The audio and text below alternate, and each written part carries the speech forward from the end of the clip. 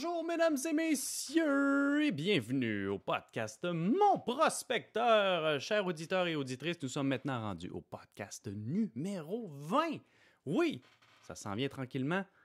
On a de plus en plus de podcasts pour vous remplir les oreilles de connaissances et de plein d'informations intéressantes. Et aujourd'hui, d'ailleurs, on n'avait pas parlé de ça encore et c'est super important, super intéressant. Oui, on effleure le sujet de la valeur économique. Comment calculer ça? C'est quoi exactement? Qu'est-ce que ça mange en hiver? Qui, où, quand, quoi, comment? La valeur économique avec nul autre que M. Jean Sasseville. Oui, j'ai interviewé Jean Sasseville qui a un parcours super intéressant et j'ai profité de l'occasion pour lui poser des questions sur sa philosophie et sur son expérience et aussi qu'est-ce qu'il est en train de faire en ce moment. Plein d'informations intéressantes, prenez des notes comme d'habitude. Oh que oui! En effet, aujourd'hui, je suis tout seul avec vous. C'est votre animateur Olivier Lepage, moi-même expert en flip. Pour tous ceux et celles qui ont des questions, vous pouvez toujours me laisser un message ou m'appeler, bien sûr. Je suis là pour partager, pour vous aider aussi. D'ailleurs, ça fait un beau lien vers ma suggestion pour ce podcast. Si vous m'écoutez en ce moment, on va garder ça entre nous autres, là, gang. Mon conseil, là. Okay? Je vois beaucoup de gens qui commencent dans le domaine, qui se posent beaucoup de questions, qui ne sont pas trop sûrs, qui ne savent pas trop comment ça marche. Puis, ils en parlent un petit peu aux gens autour d'eux autres, sont excités. Je veux partir dans l'immobilier, je veux me libérer, je vois tout ça, puis ça a l'air intéressant, puis je ne sais pas trop comment m'y prendre. Ils en parlent aux gens autour, puis ils se font freiner. Les gens autour, c'est risqué, blablabla, je suis pas trop sûr. Guys, gang, entourez-vous de gens qui ont déjà fait qu'est-ce que vous voulez. Entourez-vous de gens qui font qu'est-ce que vous voulez faire. Essayez-le, posez des questions. N'importe qui. Il y a plein d'experts immobiliers ici à Montréal, au Québec. Ils sont faciles à rejoindre. Facebook, téléphone, n'importe quoi. Dans les 5 à 7 des événements, des formations, il y en a tout plein. Posez des questions, évidemment, à des gens qui ont de l'expérience. Posez des questions. Entourez-vous de ces gens-là. Entourez-vous de gens qui rêvent et qui réalisent les rêves, qui font un pas devant l'autre. Oui, l'entourage, c'est très important. C'est un des ingrédients clés pour le succès. Voici ma suggestion du jour. J'espère que ça vous a inspiré un petit peu. Puis si je peux être cette personne-là, ça va me faire plaisir. Mais sachez qu'il y en a un paquet d'autres qui sont plus expérimentés et qui ont aussi beaucoup de sagesse à travers tout ça. Il y en a beaucoup qui sont méconnus aussi, d'ailleurs. Hein? Prenez le temps d'aller les rencontrer. Prenez le temps de les connaître ou d'aller les chercher même. Incroyable. Beaucoup d'informations pertinentes. Et j'aimerais d'ailleurs profiter de l'occasion aussi parce que j'ai été moi-même inspiré. Si jamais il n'y a personne autour de vous autres qui a fait ce que vous voulez faire, mais il y a toujours des livres. Il y a beaucoup de livres. Il y a des podcasts aussi. D'ailleurs, je viens de finir ce livre-là. Pour ceux qui regardent la version, ceux qui écoutent la version podcast, je viens de finir le livre de Elon Musk, Tesla, SpaceX et la quête d'un futur fantastique. Quelle inspiration incroyable! Un personnage qui a réussi des choses incroyables. Puis si vous croyez que vous avez des limites, si vous croyez qu'il y a des choses qui sont impossibles, allez lire ça. C'est incroyable ce qu'il a réalisé. Tout un personnage vraiment inspirant. Vraiment, vraiment inspirant. J'ai adoré ce livre-là. J'adore ce genre de livre-là, d'ailleurs. J'en lirai encore 10 de même. Mais là, j'en ai déjà commencé un autre sur la négociation. Je vous en reparlerai au prochain. C'est incroyable comment c'est bon. Vraiment. Hey! Je ne vous retiens pas plus longtemps que ça. Je pense qu'on a assez jasé. Oui. Sans plus tarder, je vais vous introduire vers le podcast, comme je disais tantôt, avec M. Jean Sasseville, podcast numéro 20 de Mon Prospecteur. Alors, salut Jean, comment ça va? Heureux de t'avoir avec moi aujourd'hui. Salut Olivier, moi aussi je suis très heureux. Ces derniers mois, on a appris à bien se connaître de mieux en mieux. C'est toujours agréable de jaser avec toi. Je respecte Super. beaucoup ce que tu fais. Je suis vraiment Ah, content d'entendre ça. Puis moi, de mon côté aussi, j'avais hâte qu'on puisse se jaser un petit peu. On se voit tout le temps dans des foules, on se voit tout le temps dans des événements, mais là, c'est comme si on était juste toi puis moi. Là. C'est bien intime en ce moment, fait qu'on va aller en profondeur dans ton parcours, dans tes connaissances. On va essayer de te connaître plus aussi, puis on va avoir l'impression à la fin que on va être des grands chums, toi, moi, puis nos milliers d'auditeurs. Fait que si on commençait, Jean, de façon bien simple. Jean, je sais que ça fait longtemps que tu es dans l'immobilier. J'aimerais ça que tu me parles de tes débuts. Comment tu es tombé là-dedans? Oh boy. Euh, ça fait longtemps et On dira pas combien oui, d'années, ça fait quelques années. c'est ça, les vieilles jokes. J'ai 60 ans, donc c'est sûr que ça fait longtemps parce que j'ai pas commencé si jeune, mais c'est dans les années 80, un peu tout le monde, là. Un duplex propriétaire occupant dans Villeray était mon premier achat. OK? Euh, Juste pour situer le monde, là, le monde n'arrête pas de dire oui, c'était pas cher, mais c'était cher dans le temps, puis les taux d'intérêt C'est étaient ça, très hein? élevés. Ça, Proportionnellement, puis tu sais, on parle souvent de cycle immobilier. Tu sais, je suis content que justement, toi qui as l'expérience, t'es pas comme les nouveaux qui font comme oh mon Dieu, c'est cher, mais dans le fond, on se rend compte que les taux d'intérêt sont pas chers. Puis tu sais, il y a des contextes qui font que ça a toujours été quand même le même prix. Puis toi, tu as connu le cycle au complet, fait que t'es moins. Tu sais qu'est-ce qui ouais. s'en vient un peu plus, pas trop énervé, tu sais que c'est une roue qui va tourner. Oui, puis ben moi, en 1980, j'ai fini mon bac à l'Université Laval, actuaire. Je suis devenu fellow, puis j'ai toujours travaillé dans une vision long terme. Ouais, Puis l'immobilier, c'est du long terme. Puis effectivement, il y a des cycles. Comme présentement, il y a des excellentes conditions économiques. On regarde toujours, les taux d'intérêt ont monté d'1% depuis un an. Mais si on regarde l'ensemble des facteurs, c'est bien. Parlez de moi, j'ai accumulé des plex, mais pas quelques-uns.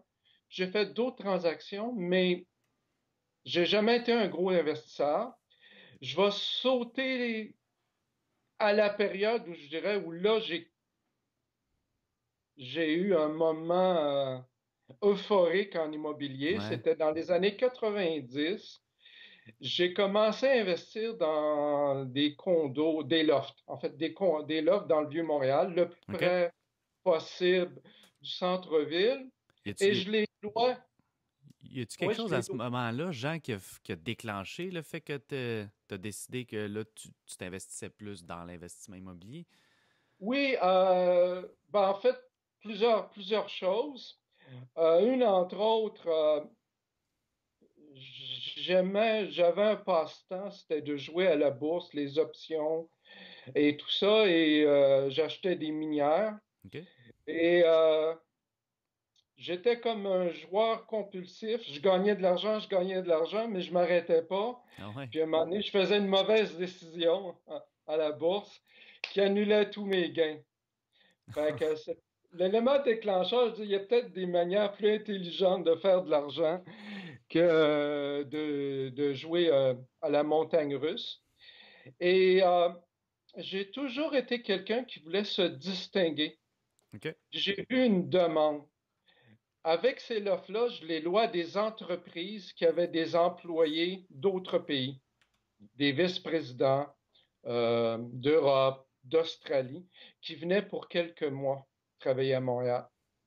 Donc, j'aime à dire que dans les années 90, où est-ce qu'il n'y avait pas de téléphone, il y avait juste des courriels, je gérais du Airbnb avant que la plateforme existe. Ouais, exact, hein? C'était mensuel. Il n'y avait pas de grande gestion à faire. C'était l'entreprise qui me payait le loyer. Tout allait très bien. Puis c'est là que j'avais des plus grandes marges de profit. C'était très agréable. Puis, ben, en fait, j'ai tout vendu ça pour des raisons personnelles. OK? J'ai pris un emploi en Europe. J'ai pris un emploi en Europe, donc j'ai tout vendu. Ça a été une bonne chose parce que justement, j'avais pas prévu la compétition après Airbnb. Puis là, ben, la niche n'est plus devenue une niche, c'est rendu un gros marché. Donc, c'est un peu ça. Et puis, quand je suis revenu d'Europe, ben, avec l'âge, on vient plus un profil d'investisseur plus conservateur. Et puis, j'habite près du marché Jean Talon à Villeray et j'accumule tranquillement. Avec mon épouse, j'ai 5 triplex. OK? Chaque logement, c'est des 5,5. Je les ai rentabilisés. Mais à mon âge, c'est très tranquille. J'ai pas besoin de rentabiliser le cash flow à 1 an. Je prends 4 ans en moyenne. Puis là, mon épouse vient, je suis tout excité. J'étais dans l'immeuble ce matin. Elle vient d'acheter un semi-commercial. OK. Ça faisait 1 an que je cherchais. Il va avoir un gros profit à l'achat. On convertit le commercial en résidentiel. Puis avec un financement des résidentiels, en tout cas, fait que c'est notre système. Donc, justement, on parle de conversion. Fait que là, tu parles d'un immeuble que le rez-de-chaussée est commercial, puis que là, toi, tu vas remettre en résidentiel. Puis cette conversion-là te permet de passer d'une mise de fonds, de rapetisser la mise de fonds, de mieux rentabiliser ton rez-de-chaussée. Oui, ben, en semi-commercial, les prix sont bas. C'est un triplex. OK. Par rapport à un triplex résidentiel, les prix sont plus bas à OK. cause que le financement n'est pas bon. Pas bon dans Moi, le sens plus difficile, tu veux dire? ouais, ben, les banques veulent pas de semi-commercial en OK. général. Là. Tu sais, OK. je pense que je coupe les coins ronds, mais ceux qui font du commercial vont acquiescer. Euh, Fait que ce que j'ai fait comme technique, je suis avec un prêteur privé OK. pour le financer. Les travaux vont commencer bientôt. Puis une fois que le rez-de-chaussée va être en résidentiel, là, on va le financer auprès d'une banque. Donc, OK. la valeur marchande va augmenter. Est-ce que tu es à l'aise à parler de chiffres là-dessus ou vu que c'est en Ah, train de se faire? Parce que non, c'est moi, j'aime toujours ça quand on démystifie un petit peu les prêts privés parce que en prêt privé, les gens, tout ce qu'ils voient au début, c'est le gros taux d'intérêt. On s'entend que, tu sais, en toi Mhm. puis moi, il y a autre chose que juste le taux d'intérêt. Oui. Fait que des fois, les prêteurs privés sont vraiment intéressants à travailler avec, surtout dans des stratégies comme tu fais en ce moment. Toi, ton plan, il a l'air de quoi? Si je peux préciser, c'est-à-dire en combien de temps tu penses aller refinancer, puis combien de pourcentage tu penses aller rechercher? OK. Euh, je vais chercher un financement résidentiel après 2 mois. Et deux Euh, mois seulement, c'est quand même très rapide, c'est bon. Ouais, ou 3 mois, des fois, tu as raison. Ben, tu es plus habitué que moi dans des flips. Des fois, tu espères un délai, mais avec l'entrepreneur, Ouais. il peut avoir des délais, hein. Fait que j'espère 2 mois, mais au plus 3 mois. C'est pas un si gros projet, là. Je veux dire, c'est une imprimerie.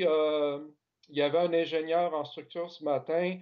Il faut enlever 2 cloisons. Et c'est pas tellement compliqué à faire une cuisine. Il y avait déjà une salle de bain qu'il faut agrandir. Donc, c'est pas un projet de flip total. Mais faut faire un beau projet. Quand tu parlais plus sur le financement de ta question ou tu parlais plus de la valeur que je vais aller chercher En fait, comme valeur? les deux même, les deux. Exemple, la proportion que tu étais chercher en prêt privé, puis après ça, OK. es-tu capable d'aller refinancer 100% de ce montant-là, ou même peut-être plus? OK. Bon, les conditions de refinancement, moi, en tout cas, avec les prêteurs privés que je travaille, c'est du 12% de taux d'intérêt comme base en général. Ouais, qui est la moyenne. Euh, ouais, je t'apprends rien. L'idée là-dedans, c'est de voir les frais d'entrée et de sortie. À Mhm. mon avis, il y a différentes approches pour les prêteurs privés. Euh, je pense que dans un projet de 2, 3 mois, c'est plus important de regarder les frais d'entrée et de sortie, qui peuvent Définitivement. être, disons, dans mon cas, c'est de 2 à l'entrée et 1 à la sortie. Donc, j'ai un 3. OK. Donc, si on fait un total, j'arrive à 6% au total sur 3 mois, 5 sur 2 mois. C'est pas mineur, euh, mais il y a un profit. Quand je vais refinancer, on a payé en bas de 500 000. L'immeuble va valoir, disons, 150 000 de plus, très conservateur, puis les coûts de rénovation sont pas si grands. Il y a un profit à l'achat. Je pense que je me trompe même dans les chiffres. Je suis un actuaire qui, des fois, est pas bon dans les chiffres, là. Fait Un actuaire qui ne sait pas compter. On parle quand Faudrait même d'une différence assez significative entre le semi-commercial puis le 100% résidentiel, là. Je pensais pas que c'était si important que ça. euh, comment je dirais? Il y a quelque chose que j'ai appris après 30 ans. Il y a des choses en immobilier qui sont super simples qu'on oublie. L'immobilier, c'est pas un marché efficient. Tu sais, à la bourse, il y a une mauvaise nouvelle, ton action, elle bouge en 1 heure, là. Ouais. Tu sais, il y a un état financier négatif, le marché le voit. L'immobilier, c'est pas un marché efficient. Vraiment, puis il y a des. C'est pour ça qu'il y a Qu'est-ce que tu toujours entends par là? des- Si tu veux ben, préciser, qu'est-ce que tu veux dire? c'est de la théorie économique. Là, je lâche un gros mot, efficience. C'est que il y a des prix d'immeubles qui sont plus bas qu'ils devraient être, comme celui-là, pour OK. des raisons. Puis, moi, j'ai toujours aimé les, les, con- les conversions, Mhm. les conversions d'usage, le semi-commercial. J'ai toujours aimé ça. Olivier, il n'y en a pas des tonnes, là, Non, il n'y en a pas des mais tonnes, mais comme j'appelle, moi, c'est un flip papier, là, qui, oui, tu qui est as fait raison. beaucoup moins, ben, je dirais pas moins compliqué, mais moins forçant physiquement, en bout de ligne, là. Oui. Ouais, ben, moi aussi, j'ai jamais fait de flip, c'est pas ça. Mais les vrais flips avec beaucoup de travail, c'est pas dans mon ADN. Mais voir un projet puis dire, ben, tout comme des fois on peut rajouter un logement, on peut diviser l'eau en deux, ben, convertir l'usage, euh, que ce soit un usage résidentiel puis mettre des logements Airbnb, prendre du semi-commercial, rendre ça résidentiel quand c'est permis, et on pourrait continuer. Moi, ça m'allume. Ouais, c'est vrai. Il y a Moi des aussi, j'aime profils beaucoup. par rapport à tu sais, aller en offre multiple dans un achat d'un six logements, où là, tu payes un prix trop cher. Puis les logements, c'est à la limite presque des taudis, ça a mal été entretenu. Je me sens que j'ai une plus grande valeur ajoutée à travailler avec mon client, à acheter un immeuble, et puis qu'on ait une stratégie du genre. Excellent. J'écoute, j'ai une couple de points que je veux revenir avant de te poser une question, là, avant qu'on se perde trop, là. On parlait tantôt de prêt privé. Là, tu parlais de 2 points à l'entrée, 1 point à la sortie, puis de 12% d'intérêt. Puis on se disait tantôt justement que quand c'est du court terme, c'est super important de regarder point d'entrée, point sortie, surtout si on projette, exemple, faire 3 mois. Si on annualise, il faut faire x4. Donc, le 3 devient un 12% d'intérêt si on l'annualise. Puis là, ben, Exact. c'est peut-être technique pour certains gens, mais moi, je regarde tout le temps ça, quitte à demander au prêteur de me faire des taux d'intérêt de 17-18%, mais sans entrée, sans sortie, parce que moi, mon plan de sortie, je sais qu'il est hyper rapide. Ah oui. Fait que ça, c'est super important à regarder, comme tu viens de le dire. Entrée-sortie, regarder ça comme il faut. Autant ça que le taux d'intérêt, parce qu'une fois annualisé, des fois, ça vient plus important que le taux d'intérêt. Très, très beau point. Autre chose qui m'intéresse beaucoup dans ce que tu disais, je veux savoir comment tu as fait pour évaluer cet immeuble-là, c'est-à-dire aujourd'hui, en semi-commercial. Bon, tu sais que tu as probablement payé un petit peu en dessous de ce que ça peut valoir. Et comment tu as fait pour évaluer après ça en triplex 100% résidentiel, comment ça valait? De manière classique, euh, euh, c'était une situation d'offre multiple, d'abord. Donc, en situation d'offre multiple, tu as moins de marge de manœuvre quand tu détermines ton prix, là. Tu auras beau sortir tous les comparables, tu ne te ramasses pas en négociation puis en baisse de prix comme tu voulais. Donc, on l'a acheté. C'est pour ça qu'on a choisi d'y aller aussi en prêteur privé. Comme ça, on y allait.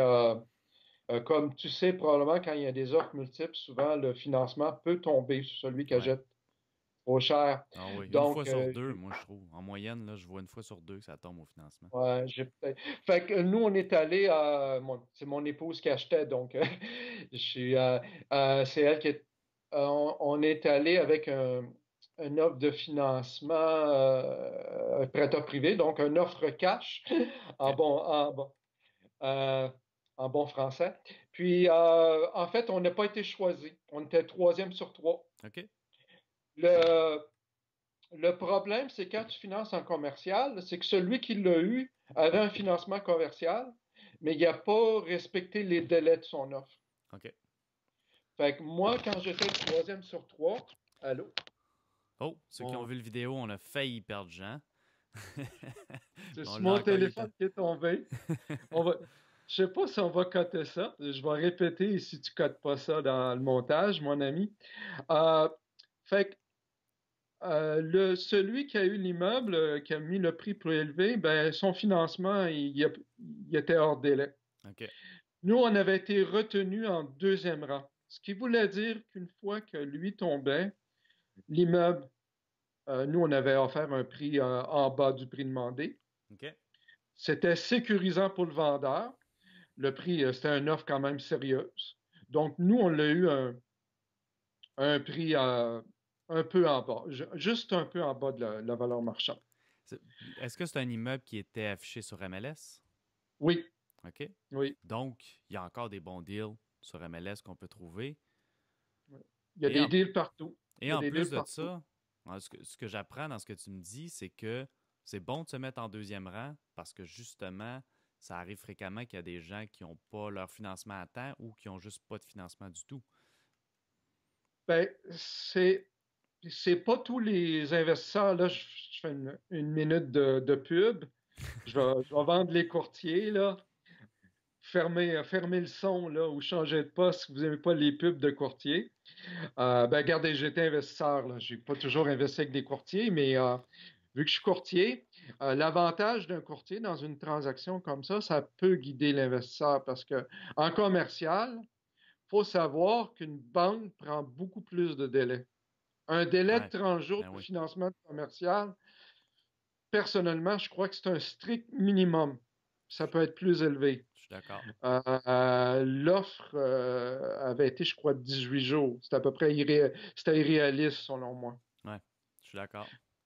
Fait que c'est un peu, des fois, un investisseur qui n'est pas habitué au commercial peut, de bonne foi, faire un offre qui se met dans le trou. Fait que c'est effectivement une situation où est-ce que si vous commencez dans le commercial, ce serait encore plus important d'avoir un courtier hypothécaire commercial qui se spécialise là-dedans, avoir un courtier qui a eu des transactions dans le bras parce qu'il y a des petites nuances. Que ça a l'air très similaire à une transaction, acheter un triplex résidentiel, mais il y a des petites nuances. Puis quelle banque choisir? Ouais, Puis maintenant, tu avais posé une question, comment l'évaluer après? Ben là, ça vient un triplex résidentiel, donc c'est des comparables. C'est Villeray, les prix sont chers. C'est les comparables avec des revenus de location comparables. Donc, c'est un travail traditionnel de courtier immobilier, excellent. de l'évaluer. Et dis-moi, là, maintenant si on considère, bon, l'achat va bien, tout ça, ensuite de ça, les rénovations embarquent. Puis, il y a une question que je me pose, puisque j'ai jamais été dans ce créneau-là, conversion de commercial à résidentiel. C'est quoi la manière de faire? Comment on s'y prend pour faire ça? Ben, avant de faire une offre d'achat, la première étape dans une situation comme ça, c'est d'aller cogner à la porte au département d'urbanisme de la ville OK. ou de l'arrondissement pour voir est-ce que faut demander une dérogation, il faut demander un changement d'usage, ou comme dans ce cas-ci, le rez-de-chaussée pouvait être soit résidentiel ou commercial. OK. Fait qu'il y avait les deux déjà au zonage. Exactement. Donc, il n'y avait pas de permission spéciale, mais OK. ça, je pense qu'avant de faire l'offre d'achat, c'est essentiel. Ouais, c'est évidemment très important de savoir. Parce s'il faut demander après ça un changement, ben, ça peut prendre 6 mois auprès de la ville. Donc, Si tu la jettes en prêt privé, puis ça va durer 6 mois avant d'avoir l'autorisation, puis un délai, ça va coûter plus cher. Oui, vraiment. Euh, Deuxièmement, je travaille avec un courtier qui collabore beaucoup. Moi, je suis pas habile de mes mains, donc j'ai toujours des équipes. Il y a eu 2 entrepreneurs qui sont venus pour faire des soumissions. Moi, j'aime toujours avoir 3 soumissions d'entrepreneurs. J'ai ma gestionnaire de projet, qui est Clarisse Camba. Clarisse est une homestager.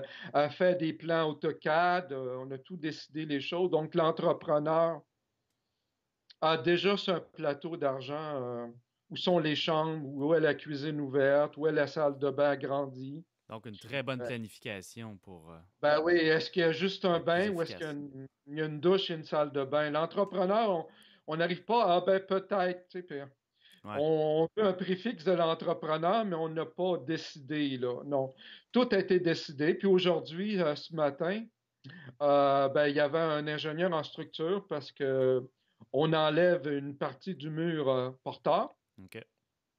Puis il n'y a pas des coûts énormes, mais avant d'enlever un coût porteur, ben, il faut le solidifier une partie de l'immeuble. Donc, c'est cette étape-là.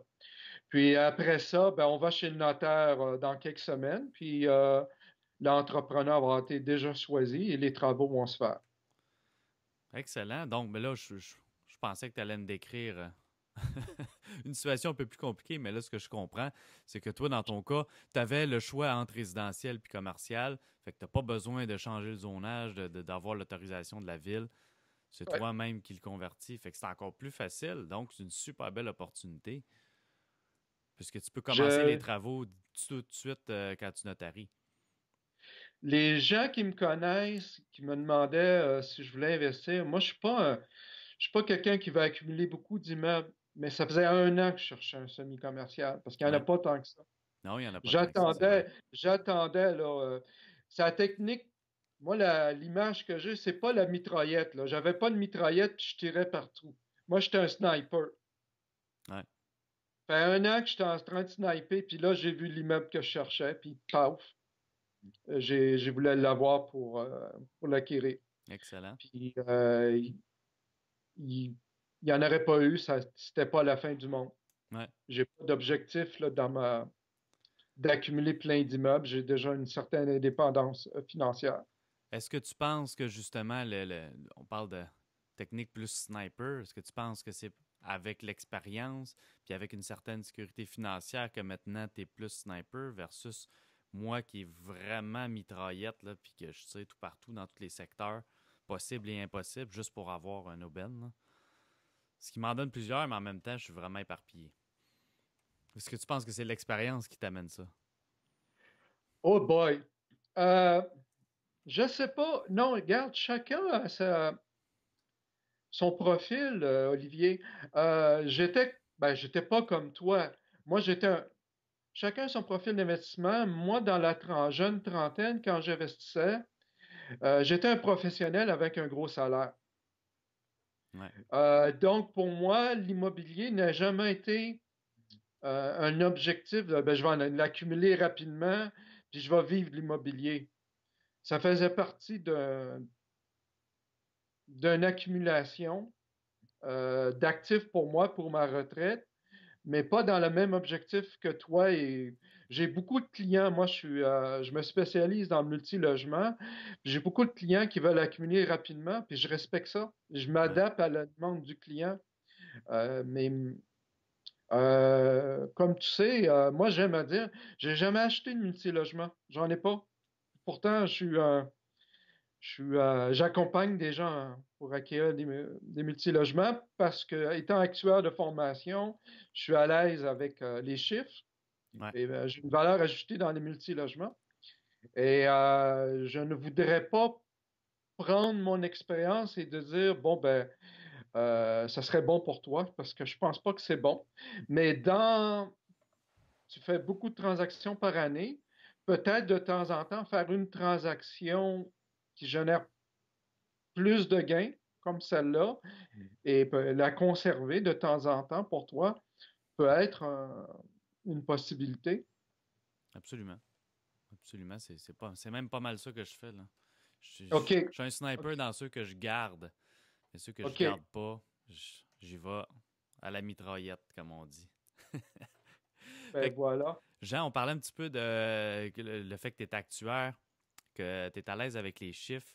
Puis euh, j'aimerais ça que tu nous guides un peu, peut-être quelques trucs pour savoir une valeur économique d'un immeuble. Puis là, ben, parlant de valeur économique, c'est sûr qu'on parle justement de multilogement, donc c'est Sport et plus.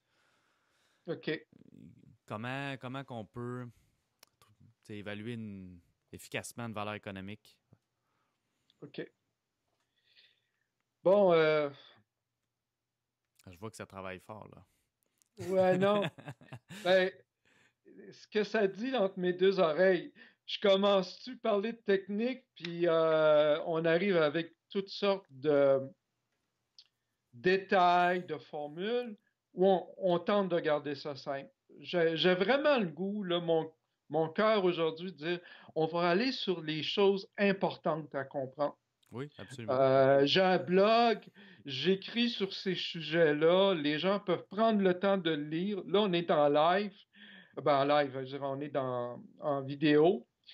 Je vais donner plutôt mon interprétation parce que des calculs, oui, j'ai une certaine habileté à calculer, mais tout le monde peut cruncher des chiffres. Mais ce qui distingue le monde, c'est comment les gens peuvent les comprendre, les chiffres, les interpréter, puis C'est où vrai, ça. aller.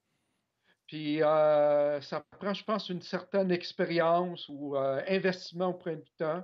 Je pense qu'un investisseur doit comprendre c'est quoi une valeur économique, mais il n'est pas obligé de la calculer lui-même. Il y a des courtiers immobiliers qui le savent le faire et il y a surtout des courtiers hypothécaires commerciaux. Moi-même, je sais la calculer, mais je me gêne pas de le dire. Je demande souvent une deuxième opinion à Peter Quinn, qui est mon courtier immobilier, courtier hypothécaire commercial. Qu'on salue, Puis on d'ailleurs. échange. J'ai parlé à Peter il n'y a Ah, pas longtemps, fait que on ah salue ouais, il est Peter. pas. Puis on le calcule indépendamment, puis on échange. Puis des fois, on arrive à des petites différences, on le compare.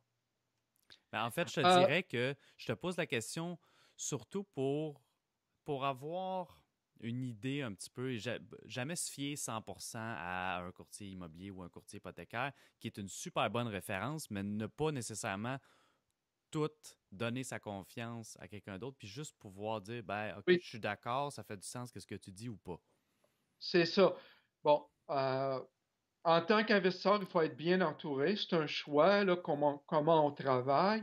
Mais c'est vrai, euh, quand ces gens-là nous expliquent des choses, faut qu'on soit en tant qu'investisseur un généraliste. Faut qu'on comprenne qu'est-ce qu'ils nous disent. Exact.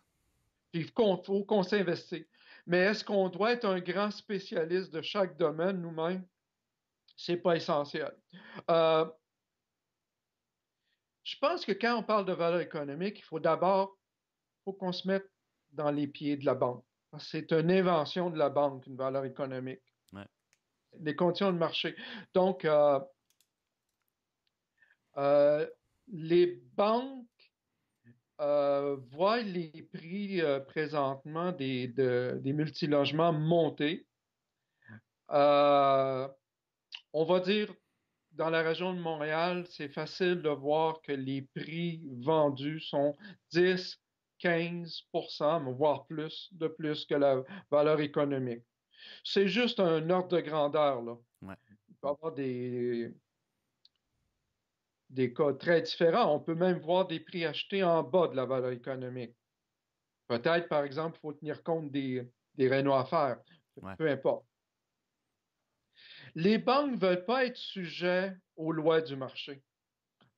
Le marché, le prix de vente dépend de l'offre et la demande. On est dans un marché de vendeurs. On Exact. est Oui. dans une situation où est-ce qu'il y a des acheteurs qui demandent des prix.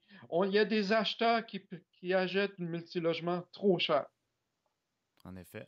Ils ont le droit de le faire, mais la banque a le droit de refuser de prêter sur cette valeur-là. Eux, ils veulent une détermination beaucoup plus stable, beaucoup plus logique, qui est retiré de l'offre et de la demande. Donc, là, effectivement, ils veulent comparer chaque immeuble de manière similaire. Donc, ils vont y poser la même grille de dépenses, qu'on appelle les dépenses normalisées selon la grille de la CHL, autre que les taxes et les primes d'assurance, les dépenses réelles. Bon, ça, c'est de la technique. Après ça, il va y avoir un calcul important. Le calcul de la valeur économique va se faire selon deux façons. Selon un TGA du secteur. Ouais. Tout le monde connaît le principe du TGA ou devrait le connaître, Taux mais j'en global parlerai pas ici. d'actualisation, c'est bien ça. Ouais, Ou un cap rate en anglais, c'est ça? cap rate en bon français, exact. Mais je ne veux pas en parler parce que la valeur économique, selon le TGA, est plus haute que le prochain calcul. Puis eux, ils vont prendre le plus bas. Donc, on va parler de l'autre, dans la plupart des cas. C'est le fameux RCD. C'est quoi RCD? RCD, c'est. Écoute, tu me perds, je sais même pas c'est quoi RCD. Hey, c'est le rôle inversé. C'est Mais là, moi ça va peut-être me maintenant. revenir quand tu vas me le dire, par exemple. C'est la couverture de la dette. C'est ça, OK. Cool. Ouais. Fait qu'on va l'expliquer simplement. C'est quoi une Couverture, couverture de dette? Qu'est-ce que ça mange en ouais, hiver? C'est ouais. quoi ce C'est le truc-là? revenu net. Un Ah, revenu net, c'est ton revenu brut moins les dépenses. ouais, ça c'est simple. Puis le revenu net, on le divise par ta dette. Je veux OK. dire, je veux dire, le service de la dette. Je veux dire, ton hypothèque mensuelle multipliée par 12. OK. Donc, l'hypothèque Donc, c'est annuelle, une donc forme. ton revenu net divisé par ton hypothèque annuelle. C'est ça. Donc, ça veut dire que si le cash flow est positif, ce qu'on vise en général, ben, c'est pas Idéalement, hein? essentiel. Ben, C'est pas essentiel. ton C'est ratio, un petit ton peu ratio, important. euh, en général, non, mais quelqu'un qui a beaucoup de revenus, qui a un salaire élevé, peut acheter un immeuble avec un C'est cash flow vrai. négatif. C'est vrai. Mais on va accepter l'hypothèse que la majorité des acheteurs veut un cash flow positif. Donc, le RCD va être supérieur à 1. OK. Fait que là, le banquier va dire, ah ben, un 5-6 logements avec un financement SCHL, on veut un RCD de 1,1. Donc Puis, 10% de plus. OK. Puis ça, c'est un maximum? C'est un minimum Un parce minimum, qu'un OK. 1,05, c'est pas assez pour la banque. OK. C'est 1,1 ou plus. 7 logements et plus, ah, c'est 1,3. Et la barre, elle monte. Ouais, beaucoup, hein? Puis on ira en conventionnel, ben là, ça va varier selon les banques. Mais ça va être 1,25, 1,20, 1,15. Donc, savoir comprendre c'est quoi un RCD, savoir que l'RCD est une logique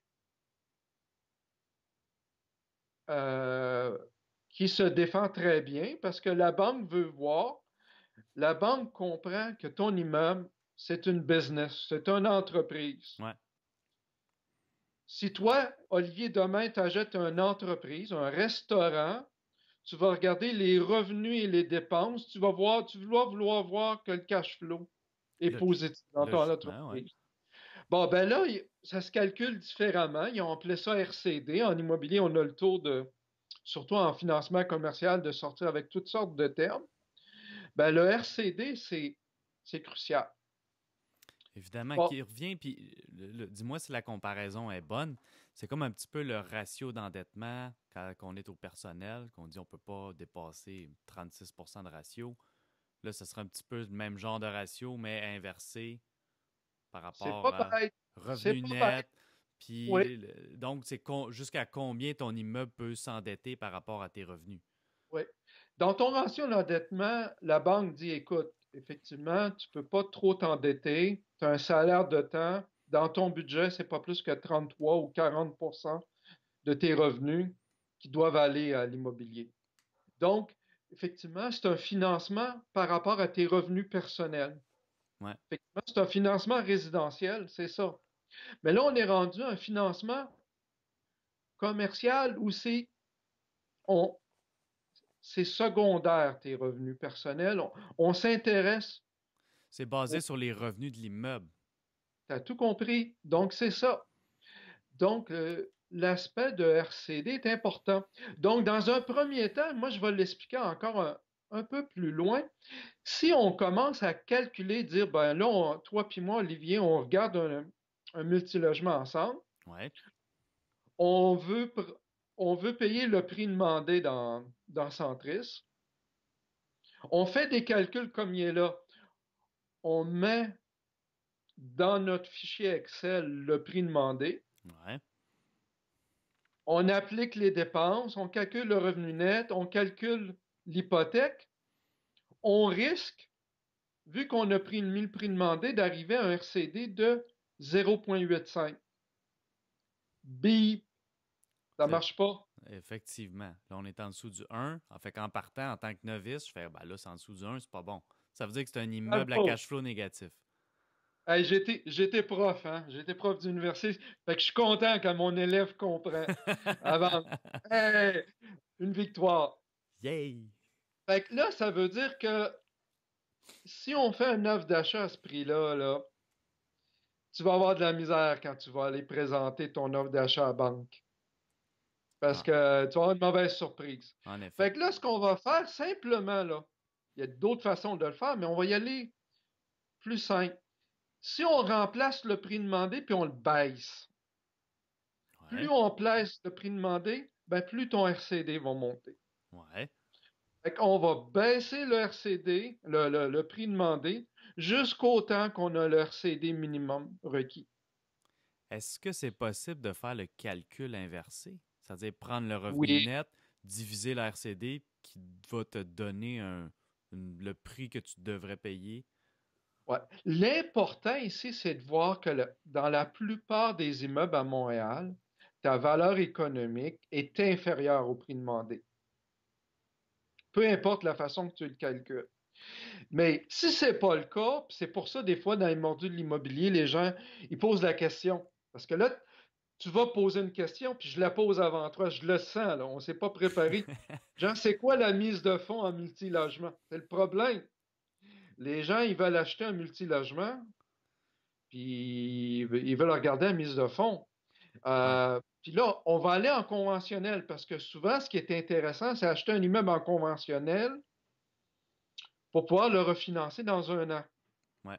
Parce qu'il y a de l'ouvrage pour optimiser les revenus ou d'autres façons d'améliorer les revenus et les dépenses.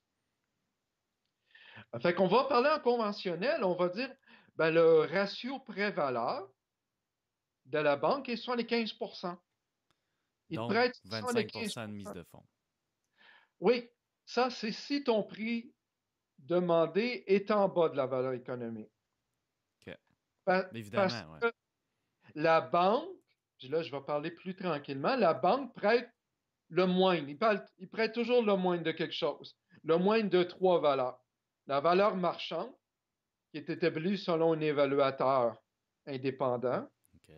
selon le prix payé et selon la valeur économique. OK. On va parler de deux scénarios. Que tu réussis, tu es un bon négociateur, ton prix demandé est en bas de la valeur économique. Ta mise de fonds en conventionnel va être que 75%. Mais dans la plupart des cas, ton prix demandé va être supérieur à la valeur économique. Ta mise de fonds va être 25. Non, elle va être de 30. J'ai vu 35. J'ai vu 40% ton prix. Ah ouais. Donc, l'importance, tu disais oui, je veux pas me fier totalement. Ben, utiliser un bon courtier immobilier, pub numéro 2, euh, ou toi-même aller suivre une formation ou comprendre le concept. Ben, quand moi je fais mon offre d'achat, là, c'est peut-être pas 25% que j'ai besoin de 30%. Puis c'est pour ça, après ça, qu'on doit parler de financement, de balance de vente, d'autres façons de travailler, de partenariat, parce que les conditions de marché nous exigent des mises de fonds trop élevé pour bien des investisseurs. Là, Jean, logiquement, ma question, ce serait qui veut payer plus que 25%? Qui voudrait payer 35-40% de mise de fonds? Beaucoup de gens. euh, Écoute, en multilogement, quand tu achètes en conventionnel un immeuble à problème, qui a des travaux à faire pour mieux le rénover, à optimiser les revenus, tu mets effectivement une mise de fonds Je plus comprends. élevée que tu Je veux, comprends. mais au refinancement, tu en récupères une partie importante. Donc, ça Donc, serait on va bâtir en long terme. un immeuble qui aurait du potentiel. Là, on pourrait dire, ah, c'est pas grave si on met un peu plus, un 35-40%, parce que il y a du potentiel, je vais l'exploiter. Un an après, je vais récupérer une bonne partie. OK, je comprends. Mais il faut vraiment savoir les règles du jeu. Évidemment. Puis, puis comment ça? Puis, de toute façon, les gens qui vont écouter le vidéo le savent. Il y a toutes sortes de techniques de financement pour pouvoir trouver cette mise de fonds-là. On négocie avec le vendeur une balance. C'est pas Ouais, pour rien, là. ouais. C'est pour, on a besoin d'aide. En effet. Bon, hey, écoute, c'est intéressant, ça nous guide un peu. Mis à part taux de couverture de dette, on avait parlé de TGA qu'on peut trouver qu'on peut trouver sur Internet, là, j'imagine. Là. Je sais que Patrice Ménard fait des rapports donc il en parle, la SCHL, j'imagine aussi. Oui, effectivement, très bonne question. Euh, je dirais que quand moi je travaille dans les dossiers, pub numéro 2 pour un courtier hypothécaire commercial.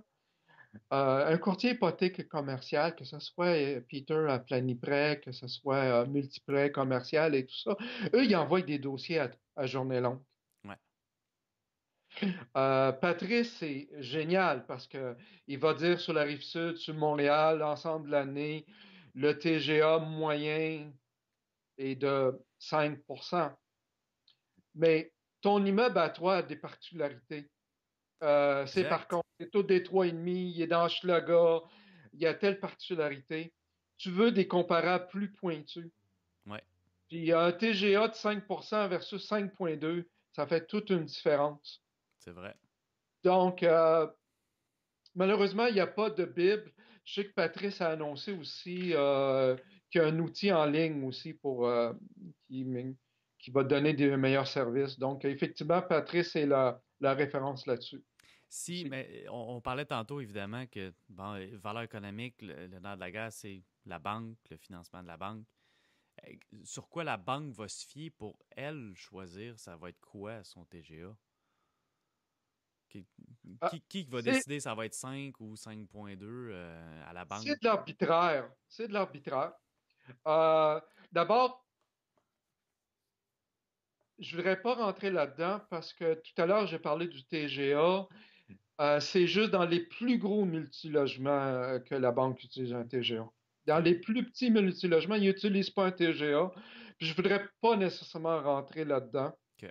Euh, euh, ça viendrait complexe. Mais c'est vraiment de l'arbitraire. C'est eux qui décident.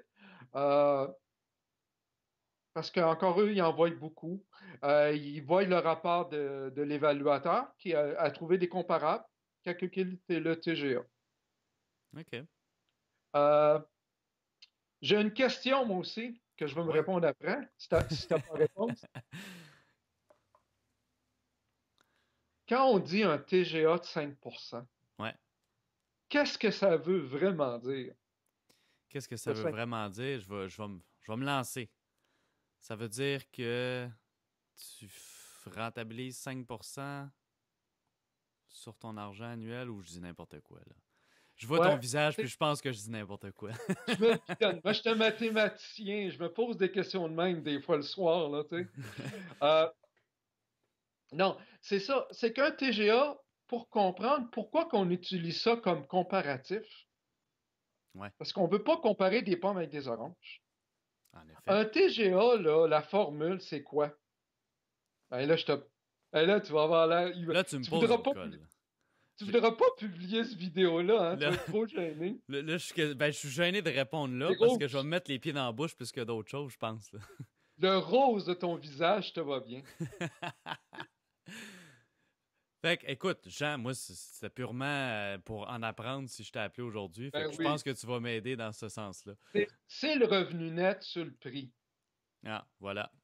C'est ça que je m'en Bon. allais dire. Donc, ben oui, je sais, je t'ai pris la parole, je m'excuse. Donc, c'est le rendement si tu achetais cash, s'il n'y avait pas d'hypothèque. Ouais, Parce que si tu compares des immeubles, puis un a une hypothèque de 60%, puis un autre de 90%, les rendements ne sont pas pareils. en effet. Fait que pour comparer des pommes avec des pommes, les banquiers ont dit on va enlever l'hypothèque. Donc, toi, si tu achètes l'immeuble, puis tu n'as pas d'hypothèque parce que tu as 600 000 de cash, là, à force de faire tous tes investissements de flip sans trop de travail, Ben, ben, 600 000, c'est un petit tu immeuble, Jean, sors là.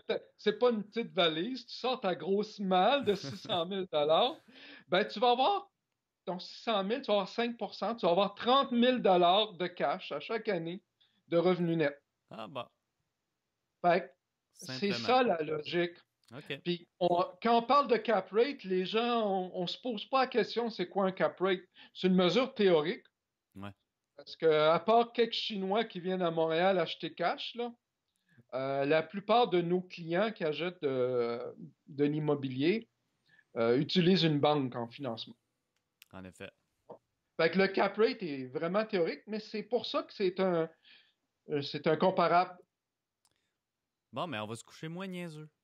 Fait que, Euh, revenu un net gros changement. sur le Un gros prix. changement dans ton cas. Tu vois, hein, déjà, ma tête est un peu plus grosse. Mes écouteurs ne rentrent plus. Mais c'est bon à savoir. Mais tu vois, je savais que c'était quelque chose de pas loin. J'étais quand même pas dans le champ tant que ça, mais là, Non. t'as précisé. Ben, j'ai planté des questions parce que je suis sûr que nos auditeurs se les posent. Ou ils Absolument. devraient se les poser. Oui, c'est ça. Parce que si on va aller plus loin en immobilier, il faut pas juste parler de RCD, TGA, puis de valeur économique. Puis là, après ça, les gens vont dire dans notre entourage, mais c'est quoi un TGA? Ah, un TGA, c'est un cap rate. Un cap rate, ah, c'est 1 divisé par MRN. Ça, c'est ça, c'est le danger de juste répéter des phrases qu'on apprend, mais Mais pas pas les assez posées. comprendre. Si on veut être un vrai investisseur pour comprendre nos spécialistes, comme des courtiers, comme un vendeur qui veut nous négocier des choses, il faut aller un petit peu plus loin. Savoir qu'un cap rate, ben, ça fait des décennies qu'on parle de cap rate. C'est pas compliqué, c'est une division d'un revenu net par un prix. C'est important, vraiment important dans l'industrie. En effet, très important. Puis justement, je traversais ça un petit peu, là, le marché canadien, il n'y a pas si longtemps que ça, pour voir la différence entre les villes. Puis malgré que ce soit quand même bas, 5% ici, je veux dire, allez voir le marché de Toronto puis Vancouver, ils sont à 2, 2,5. Ouais. Ça, c'est extrêmement bas. On se demande où est la rentabilité quand c'est rendu si bas que ça. Oui, Fait que, on a un marché intéressant au Québec, ouais, effectivement. encore. Ce qui est peut-être d'ailleurs la raison pourquoi c'est autant un marché de vendeurs, encore.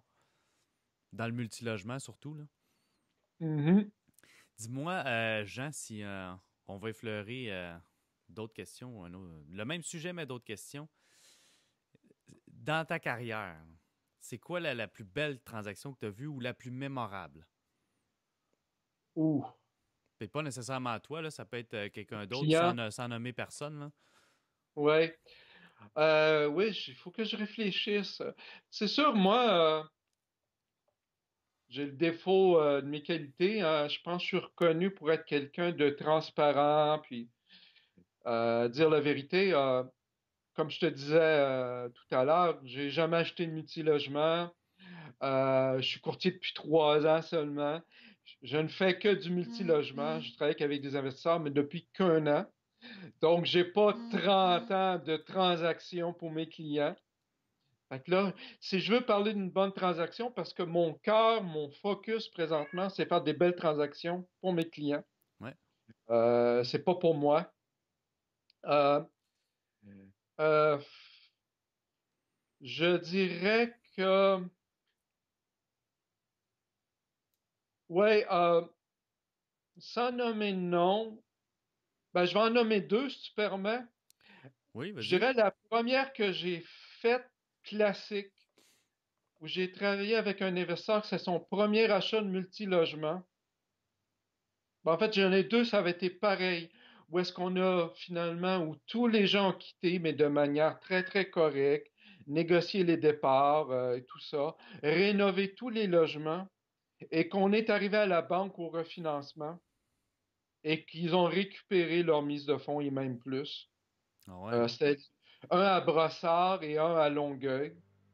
Euh, je connaissais toute la théorie, mais de le vivre avec mes clients, de prendre une bonne bière à la fin, puis que tout l'ouvrage soit fait. Tu sais, t'expliques ça à des clients, c'est il faut que tu rénoves, il faut que tu fasses ci pour augmenter les loyers. Avoir installé Internet là-dedans, illimité, avoir installé Netflix, avoir vraiment appliqué ça. Pour moi, c'est une victoire parce que je l'ai vécu avec eux, je l'ai appris Wow. avec eux. Puis là, on Puis parle la de. deuxième, Tu me parles d'une transaction où est-ce qu'ils ont complètement. En fait, ils ont vidé le multilogement au complet pour le oui, rénover au complet. Wow, oui, c'est quand même une ouais. grosse transaction. Puis Ben, le laps de temps, c'est sur combien de temps? euh, je dirais la première, ben, c'est sûr que les locataires ont quitté graduellement, mais c'est sur un an. En fait, 18 mois. Le refinancement s'est fait après 18 mois. Le premier, il y avait déjà une entente. C'était un cinq-plex à Brossard. Il y avait déjà une entente que plusieurs, il y avait déjà des vacants, puis les autres allaient quitter OK. déjà au moment de la transaction. OK. Ce qui D'une simplifie. façon particulière. Ouais. Et il y avait un travail de réflexion. C'était deux personnes de la construction. C'était des cuisines laboratoires qui étaient beaucoup trop petites. Puis pour les optimiser, il fallait détruire les armoires de cuisine, là, et les refaire. L'espace était trop petit. Il fallait repenser. Puis, bon, c'était pas sur du bois franc, c'était sur du tapis. Même un des deux voulait vivre lui-même dans le bachelor au sous-sol. Il y avait un bachelor au sous-sol, il était célibataire. Il y avait un garage double. En tout cas, c'était une transaction. Les jeunes, ben, tu sais, c'est agréable de dire que tu récupères plus que la mise de fonds Oui, vraiment. un an après. Euh, j'ai tellement de clients qui m'appellent. Je me fais appeler régulièrement par des clients. Je suis très sélectif. Je peux pas prendre tout le monde. Puis le client m'arrive tout de suite. Jean, je veux trouver rapidement un multilogement. Puis je veux récupérer ma mise de fonds rapidement. C'est pas automatique. Non, hein? Quand on réussit à le faire, ça, c'est agréable. Puis je dirais comme deuxième type de transaction, parce que moi, je pourrais te nommer, j'aime faire des présentations auprès de clients. J'ai 10 niches que je me spécialise présentement. Je n'épellerai pas les 10, ça serait 10 un autre. niches. Je savais même pas qu'il y en avait 10. Ben, j'en trouve. Ma Non, je carrière a blague. été dans les niches depuis 30 ans. Une, c'est le Airbnb, pas dans les condos, dans le multilogement. Je OK. suis dans une transaction de plus que 24 logements là-dedans. OK. Puis j'ai vraiment trouvé quelqu'un de créatif comme investisseur. Puis, écoute, on parle d'un investissement, tout le monde quitte, tout le monde a quitté le multilogement. On parle de rénover top qualité. On parle de centaines de milliers de dollars. Évidemment, ouais. Chaque logement avoir une allure différente. C'est vraiment un projet de longue haleine. Moi, j'aime ça triper en immobilier avec un projet comme ça. Ouais. Donc, moi, un projet comme ça, qui est pas, ben, qu'on peut être créatif, que la finalité va être un joyau, là, c'est ça qui me vient en tête, là. Donc, c'est le genre de projet que je suis vraiment, vraiment fier. Excellent. Ben, félicitations pour ces belles transactions-là. Félicitations pour les avoir trouvées. Puis, Oui. mon autre question qui serait complètement l'inverse, ce serait quoi la pire transaction que tu as vue ou que tu as faite ou que tu as été témoin de? La plus désastreuse là, que tu as vue, là. Euh, Sans nommer de nom. ah, oui. Euh, ben, je dirais les pires transactions, c'est les transactions où... c'est- Moi, j'ai jamais vu une transaction où on a acheté un immeuble. Tu sais, en multilogement, on a plein de portes de sortie. Ouais. On garde l'inspection, tout ça. Euh, Ou est-ce que s'il y a des coûts plus élevés, tu vas les récupérer plus tard? Il n'y a jamais eu un acheteur, mais là, regarde, j'en ai peut-être pas assez fait, où un acheteur me dit, j'ai regretté d'acheter. Ouais. Mes regrets, moi, ma nature, je suis une personnalité que j'aime conseiller, mais j'aime pas, des fois, j'ai des acheteurs, surtout des premiers acheteurs, qui hésitent, qui trouvent des raisons de pas acheter. Euh, Puis je sais qu'ils devraient acheter, puis je devrais plus les inciter à acheter. Puis moi, je reste toujours le gars qui est conseillé, qui est neutre. Voici les avantages d'acheter, voici les désavantages. Ouais. Puis des fois, je devrais, puis avec le temps, je pense que je vais y aller plus ferme, avoir une discussion de 5 minutes, là. Vas-y, de plus motivationnel, comme des courtiers ont le tour de faire, mais parce que je sens que j'ai des clients présentement qui vivent des regrets de justement ne pas avoir fait une transaction. Fait que ce serait peut-être Euh, ça, justement, peut-être le plus désastreux que tu as vu, c'est le fait de ne pas avoir fait des transactions. Qui est oui, qui est- t'as compris. Ce que je T'as vois, c'est compris que ce c'est que... quand même rassurant parce que, écoute, on entend tous des histoires à gauche, à droite, puis, tu sais, moi, j'en ai entendu plein quand j'étais jeune. Fait que ça m'a pris du temps avant d'investir dans l'immobilier. Bon, il y en a peut-être qui Oui, disent que j'ai investi jeune, mais moi, je trouve que ça a pris du temps, bon, comme n'importe qui. Mais c'est ce que j'ai l'impression. J'ai l'impression qu'il faut quand même être extrêmement maladroit pour perdre de l'argent ou faire de mauvaises transactions. oui, Puis le pire pas, c'est de ne pas acheter ou de trop hésiter, de trop être oui. dans l'analyse. Mais c'est pas facile, ça prend des couilles. Tu fais une décision, Ah, regarde, on c'est sûr, parlait. 100% Tu prends d'accord. tu faut que tu aies une mise de fonds de 35%. L'immeuble n'est pas 10 sur 10. Ouais, L'immeuble est 8 sur 10. Moi, en tant que courtier, je suis détaché émotivement. ouais. Euh, le multilogement, parler aux vrais courtiers multilogement, il y a un mythe. C'est un investissement qui est aussi émotif. C'est vrai. C'est, les gens disent, ah, c'est une game de chiffres. Non, c'est émotif. J'ai beaucoup de respect pour un premier investisseur quand il fait sa transaction. Ça prend des couilles.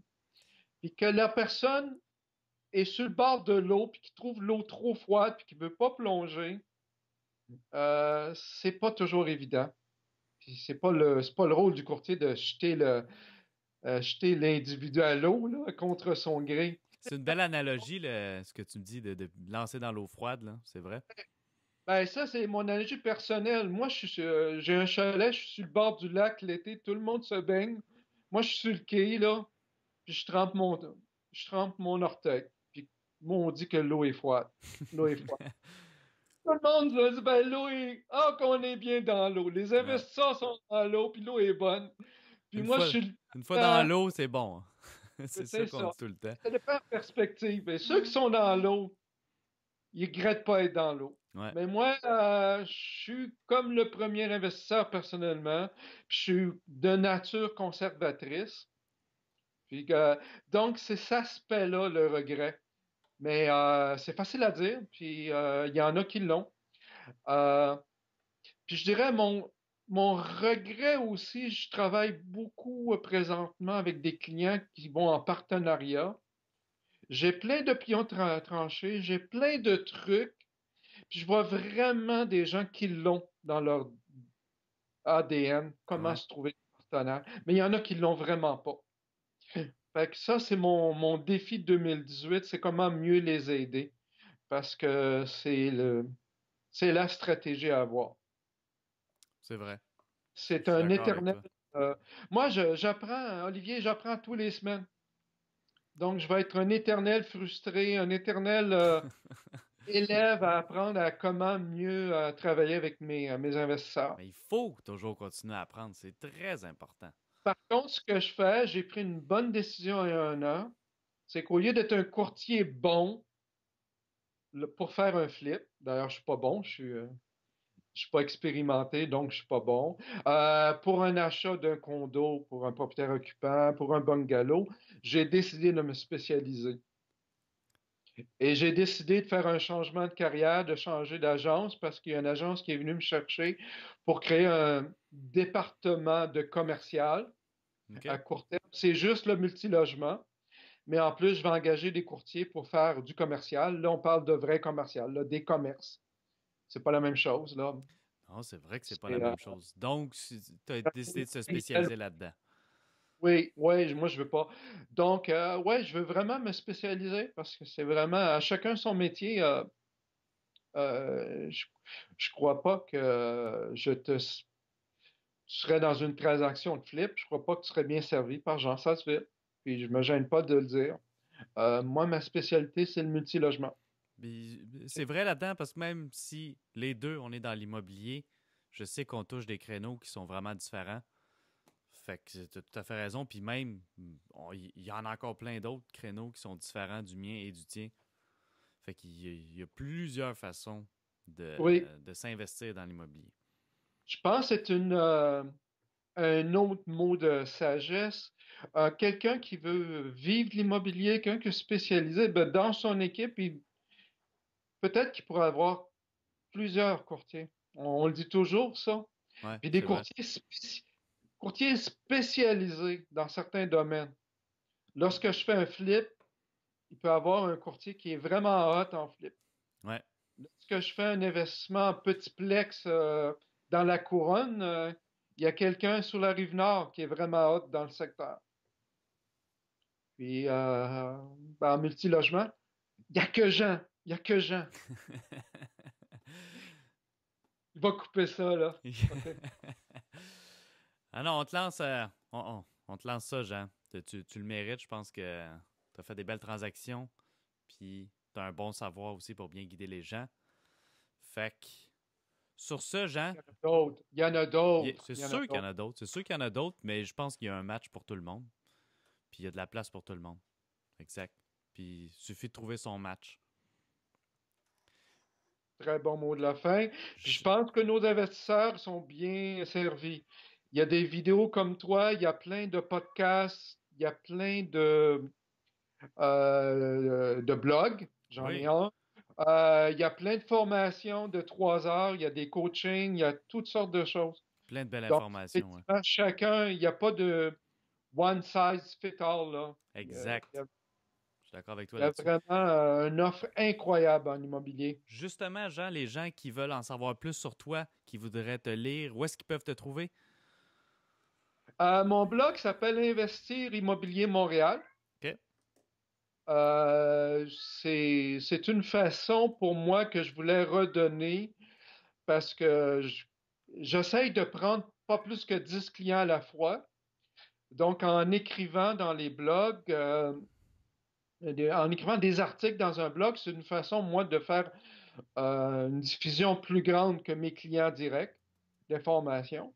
Puis c'est vrai que c'est une façon pour moi de bâtir ma notoriété à long terme aussi, on ne se Aussi, ouais. cacherait pas, mais je fais ça par plaisir parce que je suis authentique envers moi-même. Je réalisais que quand je répondais à des questions dans les mordus de l'immobilier, entre autres, dans le groupe, je recevais beaucoup de messages privés, puis il y avait souvent des questions qui revenaient souvent. Ben, comment calculer une valeur économique? Est-ce que Je, c'est coupé? je suis toujours là, Jean. C'est juste OK, ma caméra qui a coupé. OK, ben je vais continuer. Fait que j'ai voulu regrouper ces mêmes questions-là et y répondre par un article. Et j'ai énormément de plaisir à le faire. Excellent.